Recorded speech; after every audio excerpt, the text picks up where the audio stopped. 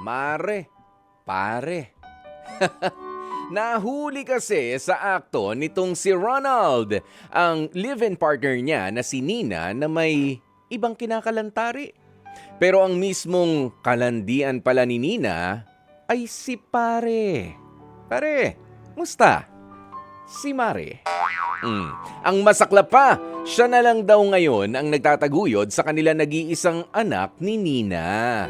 Yan ay matapos na piliin nitong si Kumaring Nina, si kumpare ni Ronald kesa sa kanya. Naku po, napakasakit na mga pangyayari. O eto ha, kausapin na natin mula sa Taguig, 31 years old. Ronald, magandang tanghali sa'yo. Magandang tanghali, Kuya Poy. Ilang taon na ba yung anak ninyo nitong si Nina? Magpa 5 years old po. Matagal-tagal na rin. Gaano ba nagtagal yung relasyon ninyo ni Nina?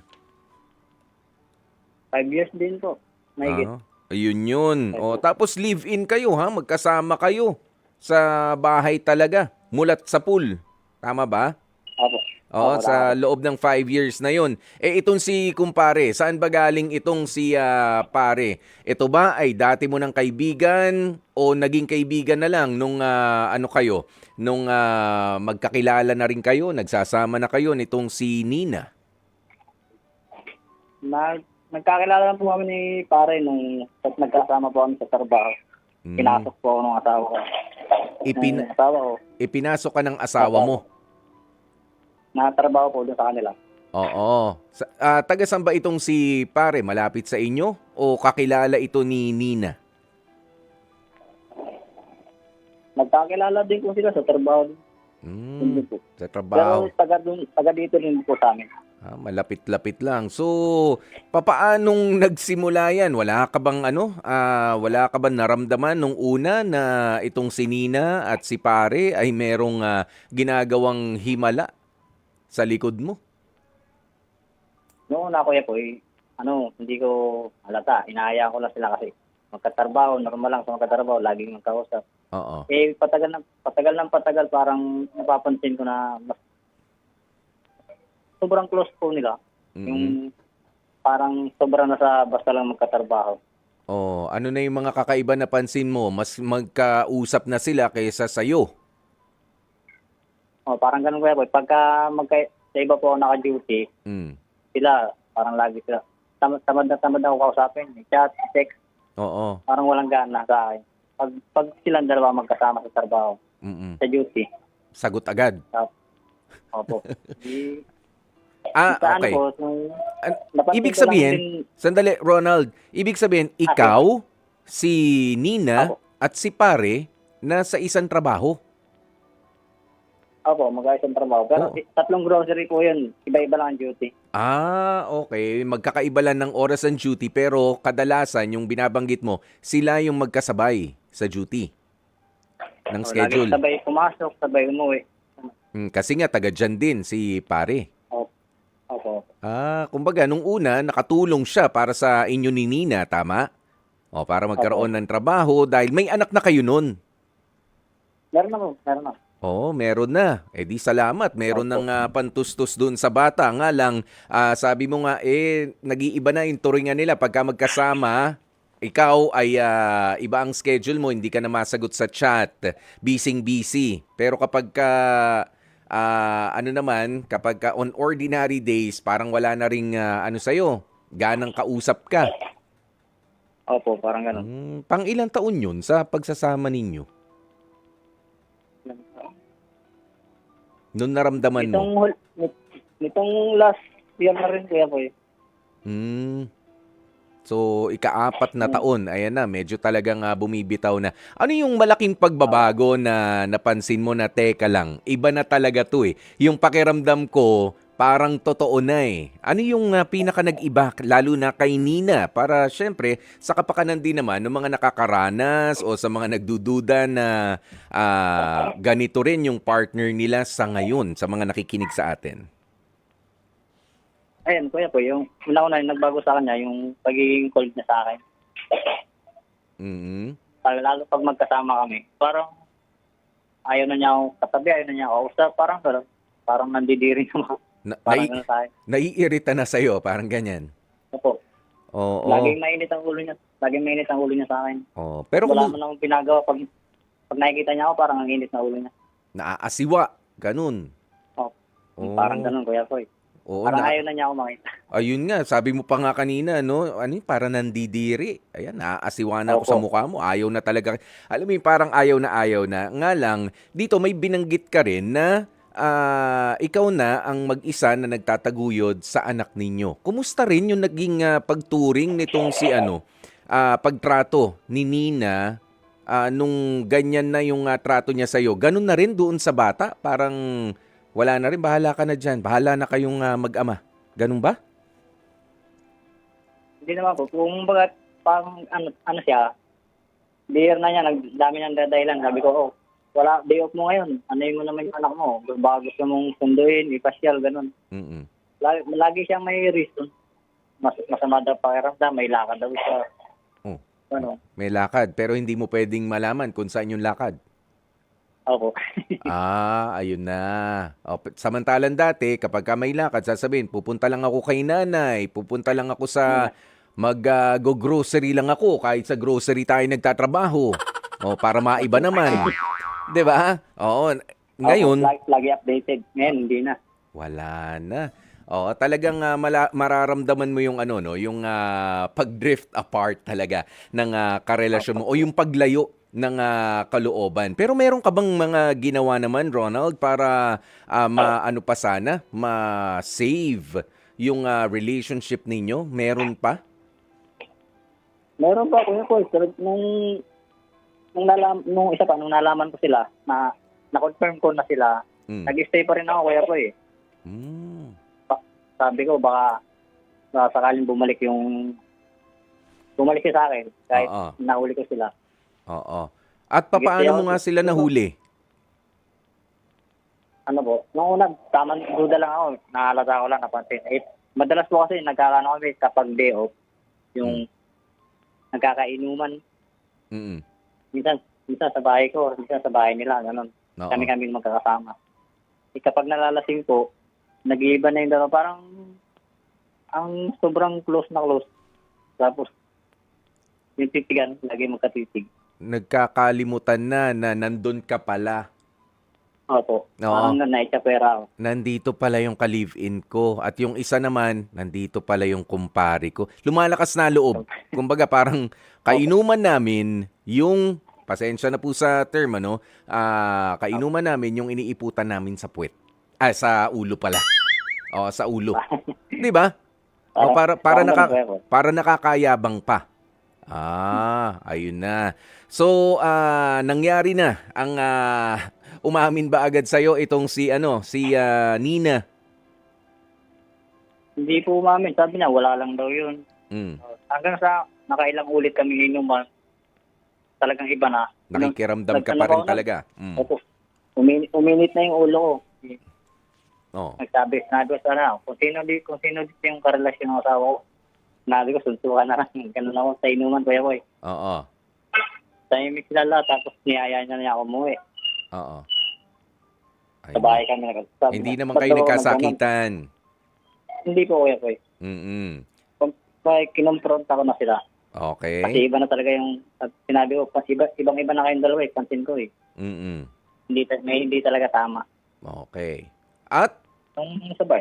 Ano yung umamin din, pero umamin na rin. Sinong naunang umamin? Si pare o si Nina?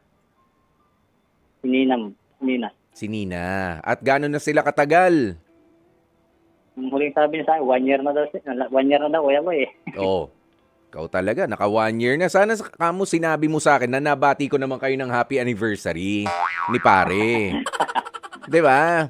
Pero pagkatapos noon, ano nang mas inisip mo na lang? Saan ka na lang mas nag-focus? Nung finally, inamin na sa'yo na wala, meron talaga kaming relasyon ni pare. Iniisip mo pa ba na maghiganti kay pare, isuplong sila, knowing na live-in partners lang naman kayo nitong si Nina? Ang ginawa ko na lang, Kuya Boy, umalis ako sa trabaho. Nagpakalayo-layo. Nag-focus na lang ako sa bagong trabaho. Dito lang din sa Taguig. Oo. Okay. So wala nang ano, hindi mo na inisip na manakit pa, hindi mo na inisip na maghiganti pa. Yung Opo, bata, hindi ko papaano napunta sa'yo yung pagtataguyod mo sa bata mag-isa? nung kami unang naghiwalay ko po, nasa kanya. Mm. Hanggang sa sinabi niya sa akin, nahihirapan daw siya pumasok sa trabaho. Sabi ko, mas okay yan, sa akin na lang. Kasi Oh. maraming mag-aalaga sa bahay. Oo. Pumayag ko agad siya, na Hmm. sa akin na lang bata. Yan. Pero kumusta na ang sitwasyon nyo ngayon itong si Nina dahil meron kayong anak na 5 years old na? Bihira po niya kami magkausap eh. Minsan, Hmm. kasi kasama niya sa trabaho yung kapatid ko. Minsan, nagpapasabi na lang sa kapatid ko, kung hihirapin niya, gano'n. Mm-mm. Kung pwede mahirap. Pero dahil nga nandun yung kapatid mo, confirm talaga na sila na ni kumpare. Opo. Ngayon nung nawala ako, lumayo ako, nagsama na sila. Nagsama na. Wala na yung sagabal eh. Sagabal ka raw. Wala. Oo, Opo. sagabal. Pero Nagbigyan ko na yun. pero alam mo, Ronald, bilib ako sa lakas ng loob at sa tibay ng dibdib na ipinakita mo. Sa likod nitong ganitong klase ng harap-harapang panloloko ng karelasyon mo. Oo nga, nagtiyaga ka eh, di ba? Nagtiyaga ka na alamin yung Opo. katotohanan, bagaman muntik ka nang magsumabog nung naghamon ka, pero mas pinili mo pa rin na hindi nga manakit, hindi maghiganti sa kanila, 'di ba? At magpasa hanggang ngayon nga nagpapasalamat ka pa at nasa iyo kasama mo yung anak ninyo. Bilib ako sa ganyang klase ng mga tao na hindi ko na ipipilit, ayaw mo na ako eh. 'Di ba? Dinumihan mo na ang pagkalalaki ko, minaliit mo na ako eh. Tapos ipipilit ko pa yung sarili ko sa iyo. Oo, minahal kita, oo. Pero hindi ako siraulo. 'Di ba? Kaya dapat pinapalakpakan din natin. Yung ganito na mas pinipili nila kaysa mabaliw-baliw diyan ay yung magtuloy sa buhay, Ronald. Ayan, ikaw ba anong masasabi mo para sa mga ikaw ngayon ay single dad, 'di ba?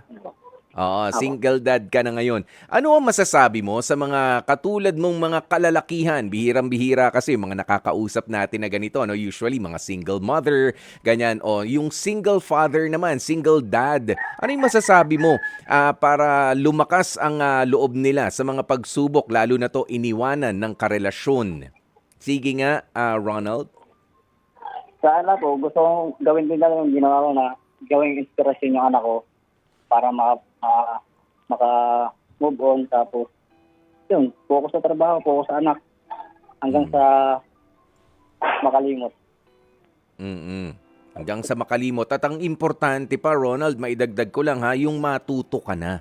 Kasi yung iba dahil nga sa dahil nga sa niloko, naghahanap na ng ipapalit na karelasyon. Kailangan ko ng kapalit na magtataguyod sa anak ko. Yung iba ganun ang thinking, pero ikaw hindi. Ako na muna. Problema pa. Panibagong problema yan eh.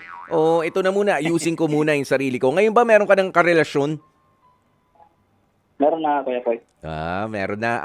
Mas happy ka. Masabi ko ngayon, ibang-iba sa kanya. At tanggap din ba yung anak mo?